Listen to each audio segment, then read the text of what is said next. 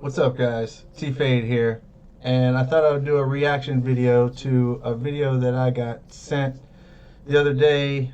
Somebody sent this to me and asked me what I thought about it, and we're gonna watch it. You guys can watch along with me, and yeah, we'll see what we think. This is How to Make Subwoofers Sound Louder by Image Design. And let's see if he can make us louder. Let's go. Tell us how to do it, cuz. What's up, you guys? Welcome to this tutorial on how to make your subs in your car sound louder. All right. I'm running Server Vega Pros, 750 watts a piece. Enclosure, I got 3 12s in the car right now. That's big. That's more cone area than 2 15s. Now, let's get down to it. I'm gonna get down to it in steps. How to get louder. Pause. So he just said, so he's got 3 12s, and he just said that that is more cone than 2 15s. Top of my head math here. A 15 is about 178 square inches. Call it 175. So 2 is 350-ish.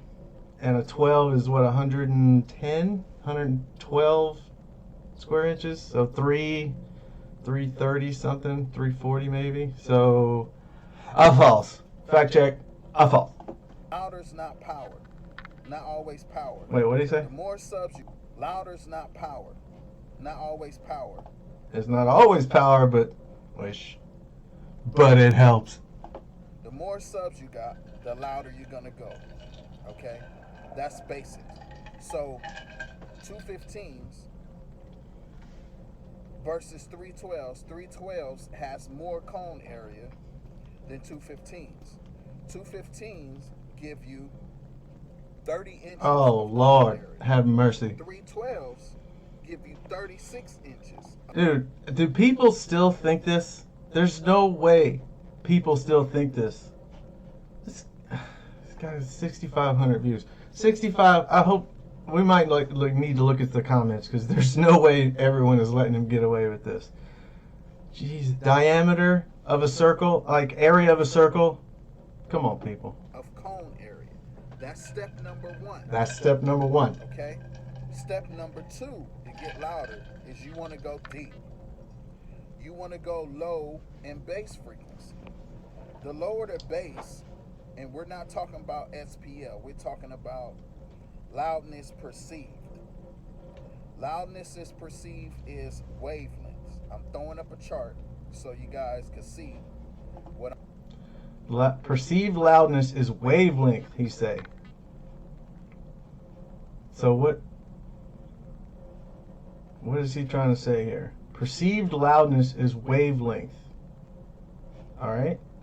What I'm talking about. Step number 2, go deep, wavelength. So the lower the frequency range in hertz, the deeper and farther your wavelength. So I'm gonna give you an example. You ever heard that car or truck coming down the street? He's about a block away, and you hear him loud. He sounds loud, but the closer he gets, he doesn't sound as loud. That's wavelength. So what? I got a chart. I'm gonna throw up the chart for you guys. Come on, That's man. Step number 2 is. So go. All right, I'm trying to follow what he's saying here. So the lower, the louder, because the wavelength is longer, and he's saying that that is going to travel farther. Is that what he's trying to say? I guess that's what he's trying to say. We'll start at 50 hertz. The wavelength is 22 feet. Okay. So you stand 22 feet away from the car, it should sound louder than standing next to the car. That is not how wavelength works. That is absolutely not how wavelength works. 22 feet. God damn. How did he come up with this, and who believes this? Wavelength 22. That is. So this is actually a teachable moment. So if you look at this chart, right, and you can see the wavelengths, and you probably know about how big your car is, right? So let's say your car is 14 feet from firewall to tailgate. 100 hertz will fit inside, or 90 hertz will fit inside of your car, right? Because the one full wave will fit inside of your car. But once the wavelength gets longer than your cabin, that's where room gain starts, or cabin gain starts, because the shit starts to bounce back and forth and reinforce each other. So that is actually a teachable moment as far as cabin gain goes. It is dictated by the size of your cabin. Now, this whole standing 22 feet away from it bullshit is retarded, because if that were true, you could look at this thing and play 200 hertz and be like, for park and pound, right? Park and pound, the mic is 6 feet outside of your vehicle. So you could find the wavelength of 6 feet and play, what, 220 hertz and just wreck the mic 6 feet away? No, it's not how it works, bro. At 40 hertz, we're at 28 feet. The lower you go in frequency, hertz, the farther they're gonna hear you coming. Basic. There's a lot of little bit of math in this stuff. A lot of little bit of math in this a lot stuff. of little bit of math. You go down to 30 hertz, you're gonna get 37 to 40 feet wavelength. Go down to 20 hertz, you're talking about 56 feet, 55 feet in wavelength. So they're gonna hear me on the other side. That's not really how it works. So sound works like diminishing properties of sound works by the inverse square law. So for every doubling of distance, you lose 3 dB, which is half the power, or half the sound power. So if you're 6 feet doing 140 dB, and you go to 12 feet, it'll be 137 dB. 24 feet, 134 dB, just like that. So low frequencies do come into play there, because they carry farther, because the longer wavelengths are easier to pass through objects and things. But unimpeded high frequencies can go just as far as low frequencies, unimpeded. But because higher frequencies get absorbed more easily because their wavelength is smaller, so it gets absorbed and or blocked, low frequencies tend to carry through things. Out of the block. Now, before we get to the third step, I'm explaining this. Frequency response, frequency response, frequency response, and cone area is king. It's the thing you want to do. Cone area is king. I love cone area. If your subwoofers do not go down to 30 hertz, check your specs. Your wavelength is not going to be 40 feet or 37 feet. So everybody wants to be a name brander. I'm not a name brander. You're running Servo Vega. I'm all about frequency response, because I want you to hear me before I get there. I'm all about frequency response too, but not in the way that this dude is talking about. I'm talking about bandwidth. Your shit should be able to play 30 hertz for sure. You should also be able to play 20 hertz, but most ported boxes aren't getting that. I mean, they can, but he's talking. Apparently, this whole thing is about being able to be heard from as far as possible. I guess if that's your goal, then maybe as low as you want, but or go, tune as low as you can. But yeah, I mean, that's like the exact opposite of goal of what you should want to keep as much energy as possible inside the car, because that's where you're sitting. That's why we use deadener and I mean, I don't get this whole thing about being able to hear it down the road. That's what it's about, people. No, that's not what it's about. I've done some research. Most subwoofers don't go down to 20 hertz. Bullshit. Well, they'll go that low, but they'll go at a low volume. So Yes. frequency response, let's explain that real quick, is the tip of the iceberg of the wavelength. So if I have Ooh-wee, look at that. That's a good looking frequency response, other than it rolls off at 50 hertz. This right here, what he's showing, this frequency response, I don't know where he got this, but this looks like a really great pair of small woofer bookshelf speakers. That's what that is. Like a ported pair of bookshelf speakers. Oh, it starts to roll off at like 80 maybe. Yeah, that's fantastic. That's a great looking frequency response for a room. Now, if you put this frequency response in your car, it will sound like ass. It will sound like ass. Flat is not cool. Flat is not cool. We know all about, well, Fletcher Munson and equal loudness contour. But this is a great, if your speakers are flat like this to begin with, it makes life way, way easier because you can EQ them later. Its frequency response is 30 hertz. It's still going to be loud at 30 hertz. If I push 20 hertz to it, it's going to be a little lower in volume. So if I get another sub where its frequency response is, let's say, 20 hertz or 25 hertz, when I hit 25 hertz, its frequency response is going to be loud. But after that 25, it's going to start dipping down in volume. So I'm going to leave a link in the description. Scars go down in 22 hertz. The other subwoofers that I showed you that were $50 go down to 30, which is the Black Punks.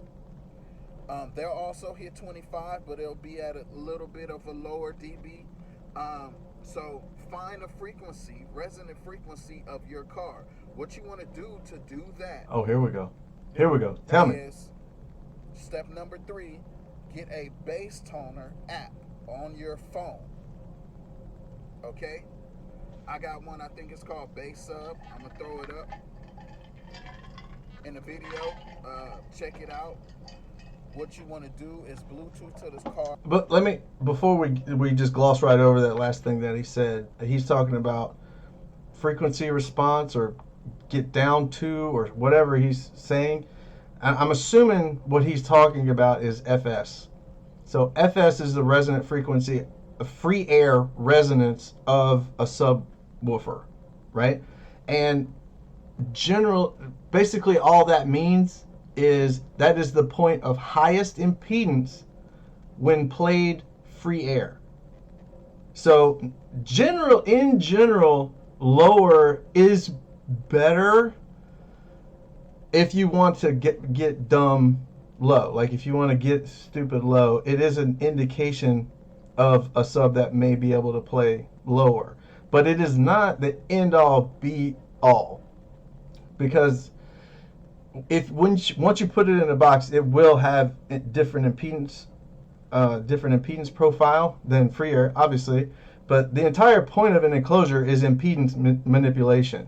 So if the sub naturally wants to rise at FS, it's a little more difficult to manipulate it otherwise in a box. But it is not the end all be all. Like you can have 40 resonant frequency, like FS of 40, and play 20 all day long. It just depends. So this isn't a blanket statement.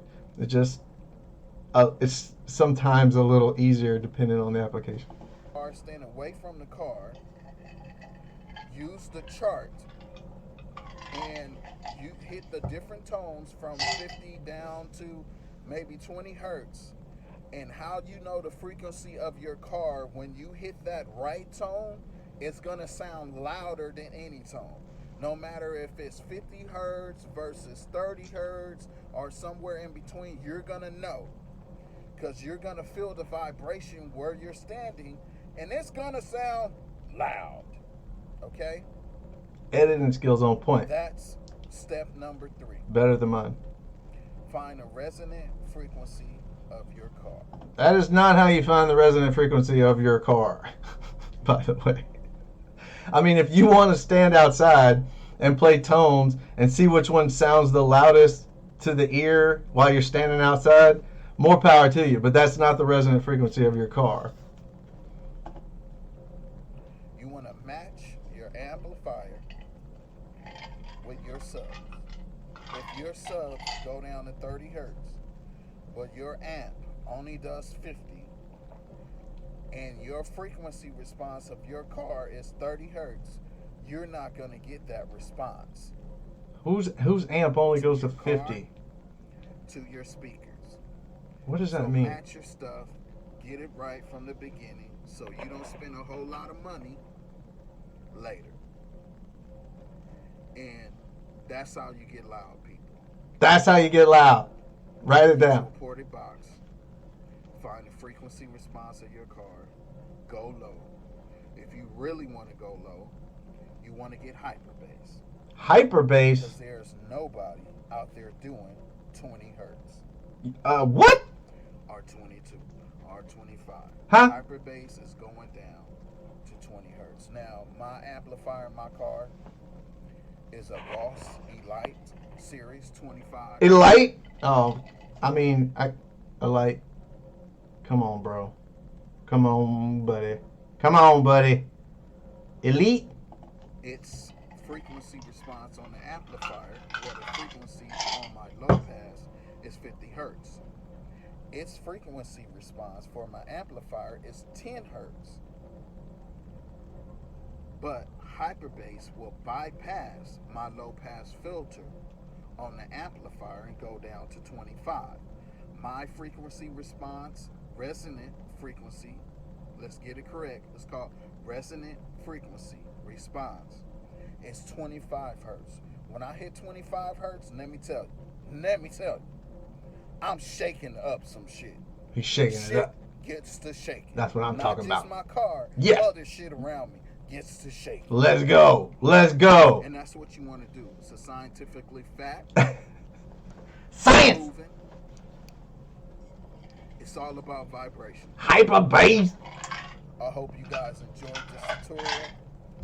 Go out there, get you some right subs. Check out one of the hyper bass videos if you want to go low. And I'm out.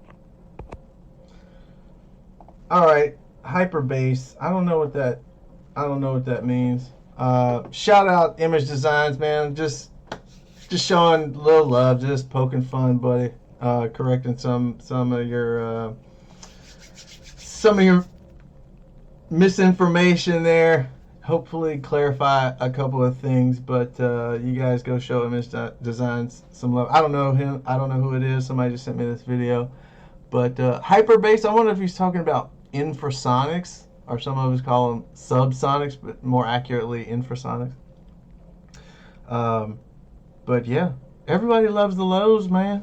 Everybody loves the lows. Anyway, if you guys want a reaction to a video, send me some videos at Everyday Audio's Facebook page, or drop a link in the comments, or I don't even know. Can you do that? Can you link to other YouTube videos in the comments? I don't know. Send it to me. Send me a message. Send Everyday Audios a message, and we'll give us another T-Fade reaction there. So, till next time. Peace.